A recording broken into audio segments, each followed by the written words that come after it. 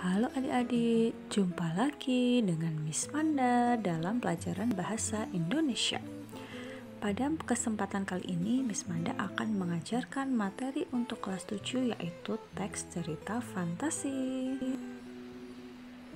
Pernahkah kalian menonton film ini? Tentu pernah, bukan? Ketiga film ini merupakan contoh cerita fantasi. Lalu, apa itu cerita fantasi? Cerita fantasi adalah teks yang berisi cerita fiksi yang bersifat magis. Selanjutnya kita akan belajar ciri-ciri cerita fantasi. Yang pertama ada keajaiban atau keanehan.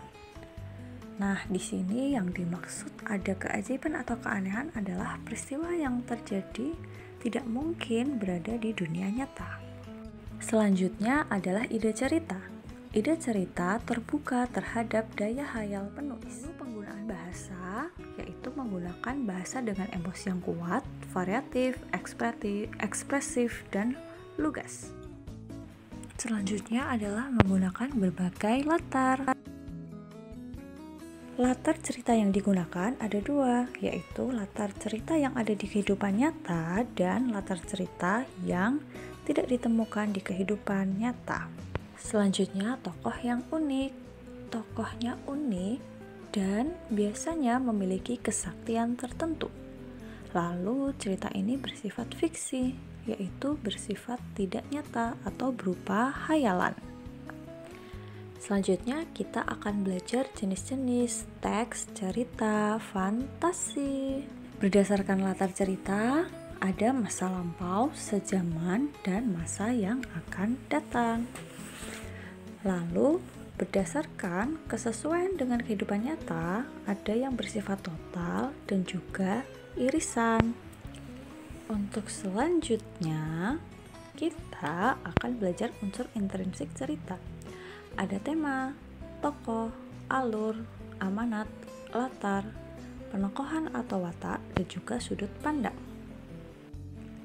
Selanjutnya kita akan belajar struktur teks cerita fantasi. Yang pertama adalah orientasi.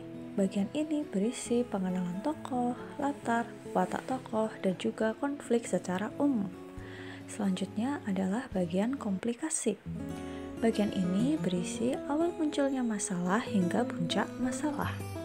Yang terakhir adalah bagian reorientasi.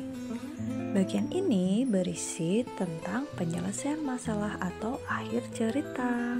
Selanjutnya kita akan belajar kaidah kebahasaan yang ada di dalam teks cerita fantasi. Ada dua, yang pertama kita akan belajar kata ganti orang. Kata ganti orang ada 3. Kata ganti orang pertama, orang kedua, dan kata ganti orang ketiga. Kata ganti orang pertama contohnya ada aku, saya, kami, kita. Kata ganti orang kedua contohnya kamu, adalah Anda, kalian. Kata ganti orang ketiga ada dia, mereka, atau nama orang. Selanjutnya ada kata sambung, penanda urutan waktu. Ada setelah, kemudian, sementara itu, lalu. Nah, setelah kita belajar teks cerita fantasi, tugas kalian sekarang adalah mencari satu teks cerita fantasi. Setelah itu, silahkan tentukan unsur intrinsik ceritanya. Kalian bisa menggunakan format tugas berikut ini. Sampai jumpa. Semangat selalu. Dah.